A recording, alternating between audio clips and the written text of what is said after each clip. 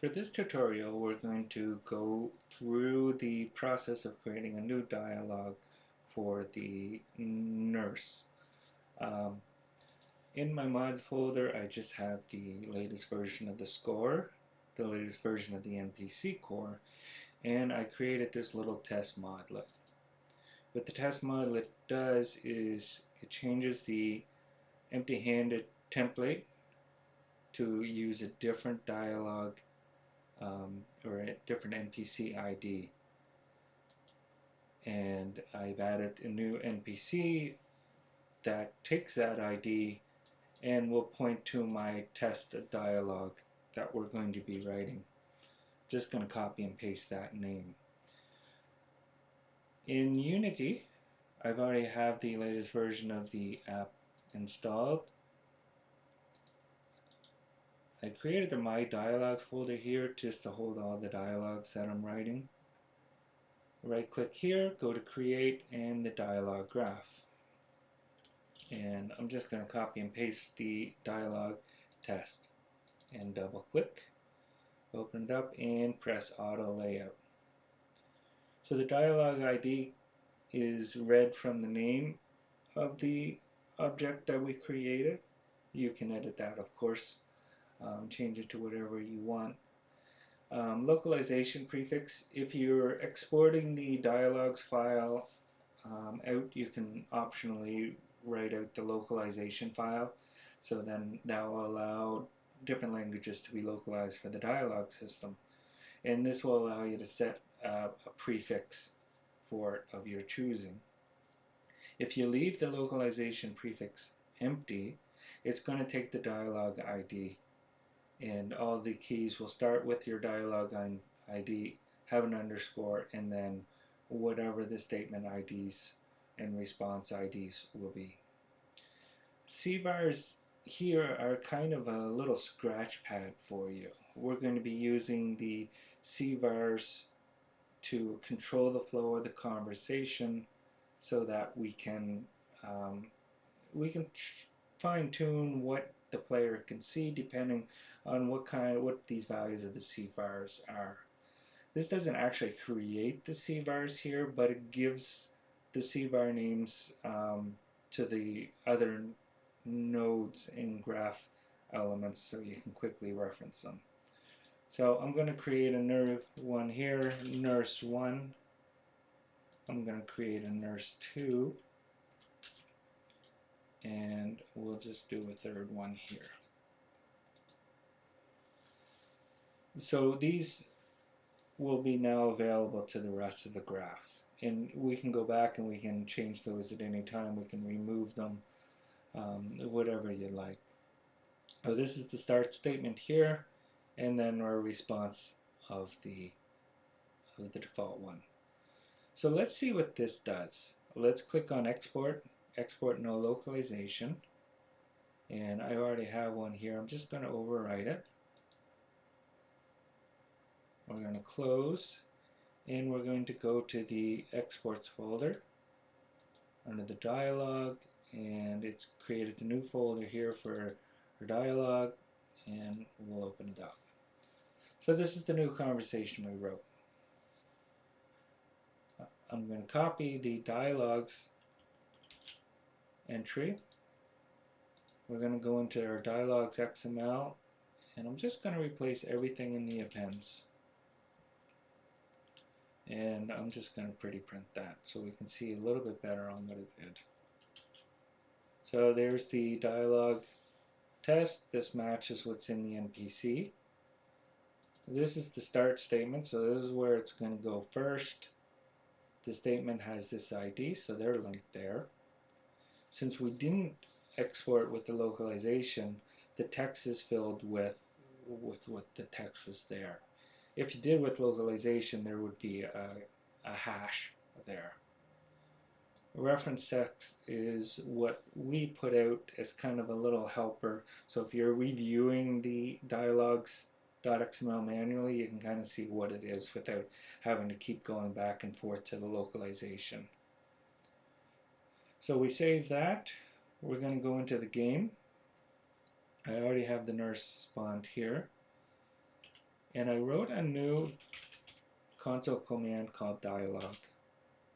And what that does is that's going to reread all the dialogues from the mods folder. So with that reloaded, let's talk to her. Hello there. Hi. So the statement that we had is hello there. The response was hi. We click on that and we exited the conversation because that's all we've written. So back into the dialog app, go to my dialogues and double click to open. So let's fix this up. Let's change what she says. Greetings, stranger. How are you today? And we don't want to say hi, so we can either right click and go to delete it, or we can just select it and press the delete button. So now she's just going to say, greetings stranger, how are you? And we have nothing back to say to her. So let's fix that. Let's add a few new responses. Are you really a nurse?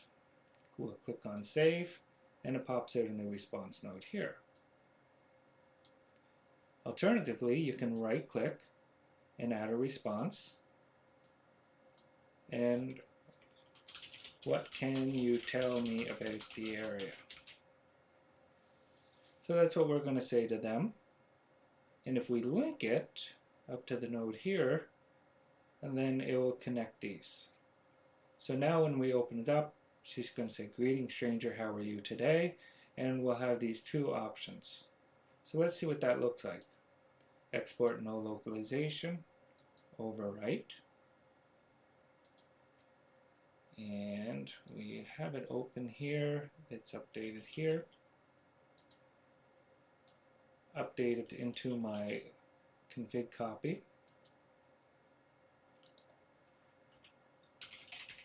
And dialog. So greetings stranger, how are you today? Are you really a nurse? What can you tell me about the area? And of course when we click, it goes because we're not continuing the chain. So what can we do to jazz up this conversation a little bit more? Let's continue this flow conversation. We met a nurse in the wild. She's wearing a new nurse's uniform, and we just asked her whether she's really a nurse.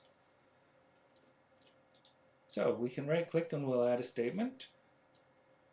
And what can we say to back?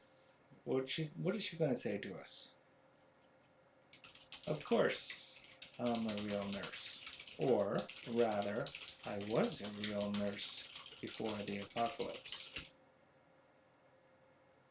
And we're going to link this response by dragging from there. So now when we click it, we're like, are you really a nurse? And she's going to say, of course I'm a real nurse. And we can continue the conversation. I don't believe you. Or we could write, that's pretty cool. So right there, we can kind of take the player down to different kind of conversations they can lead with it. You can either be more of negative towards the NPC, and maybe you'll see different dialogues where you won't see as many options. Or in our case, what we could do is, if you say you don't believe them, then you could affect their trust level, and maybe they won't let you hire them. So let's look at the requirements and actions to pull off something like that. Are you really a nurse? Every time you want to talk to this NPC, you don't want to really see that option. What's the point of keeping asking the dialogue over and over again? This is where we're going to use our CVARs from. So are you really a nurse? Let's put a requirement on that. We'll click on the plus, and here's the list of requirements available. So the first options are vanilla, and then finally you have the score extensions that I've added to give a little bit more flexibility. So for this one, we want to do a requirement that has CVAR. Now it's auto-populated this lookout with all of the CVARs we previously declined. We're going to use the 1 here,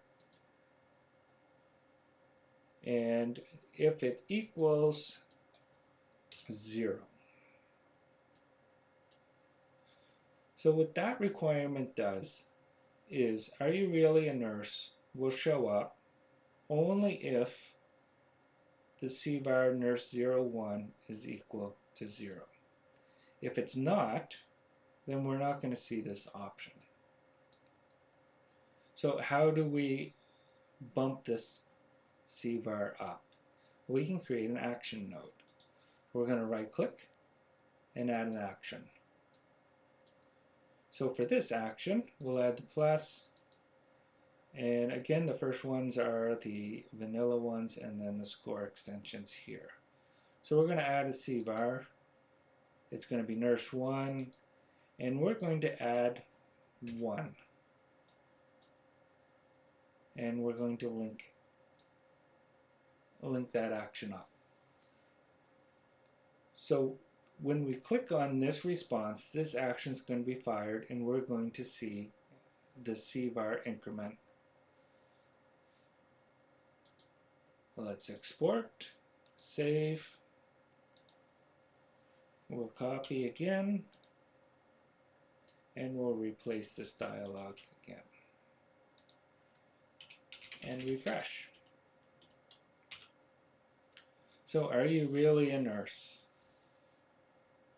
Yeah. Of course I'm a real nurse, or rather I was a real nurse before the apocalypse. And then of course you have the 2 options here. So that's pretty cool. We're going to do that. It closes out because we don't have any other statement. But let's talk to her again. And the option's gone. So since we talked to her and we've already asked her that, we won't see that response anymore. So back into the dialogues, let's do the auto layout. We'll just drag this up here.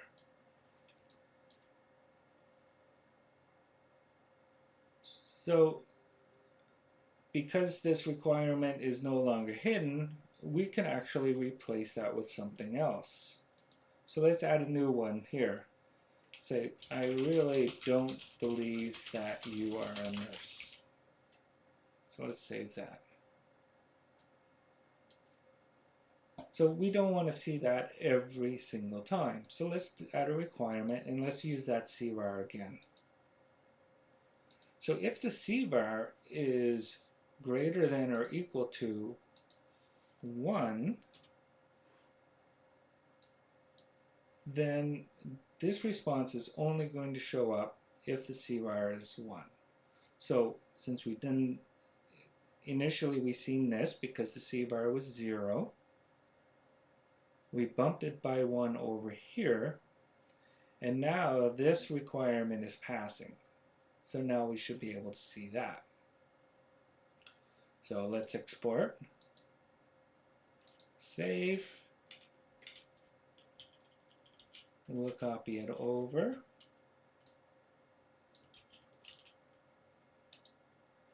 and we'll reload. So I really don't believe that you're a nurse, because we've already talked to her once before. So if we talk to, we need a way to reset this, basically, because you don't want to have to kill off the NPC and get a new one every time you want to test. So let's create an admin.